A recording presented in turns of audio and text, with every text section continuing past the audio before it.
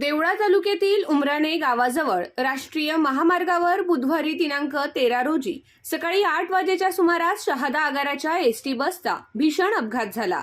चालकाचे वाहनावरील नियंत्रण सुटल्याने बस रस्त्याच्या कडेला असलेल्या गुलमोहराच्या झाडावर आदळून शेजारील शेतात पलटी झाली।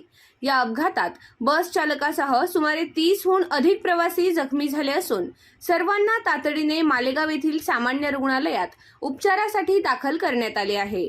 सुदैवाने या दुर्घटनेत कोणतीही जीवितहानी झाली नाही।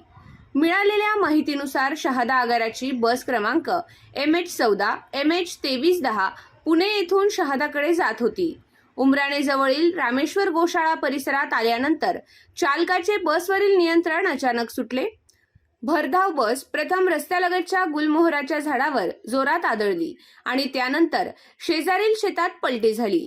अपघात इतका भीषण होता की बसच्या पुढील भागाचा पूर्ण चक्काचूर झाला। बसमध्ये सुमारे 60 प्रवासी प्रवास करत असल्याची माहिती वाहक JV निकम यांनी दिली। या अपघातात बस चालक RD बुवा हे गंभीर जखमी झाले असून अन्य प्रवाशांनाही विविध प्रकारच्या दुखापती झाल्या आहेत। अपघात घडल्यानंतर परिसरातील नागरिकांनी तातडीने घटनास्थळी धाव घेत मदत कार्य सुरू केले। सामाजिक कार्यकर्ते नंदन देवरे, सुनील सुदाम देवरे तसेच रस्त्याने ये-जा करणाऱ्या नागरिकांनी जखमी प्रवाशांना बसमधून बाहेर काढून रुग्णवाहिकेतून रुग्णालयात पाठवण्यास मदत केली।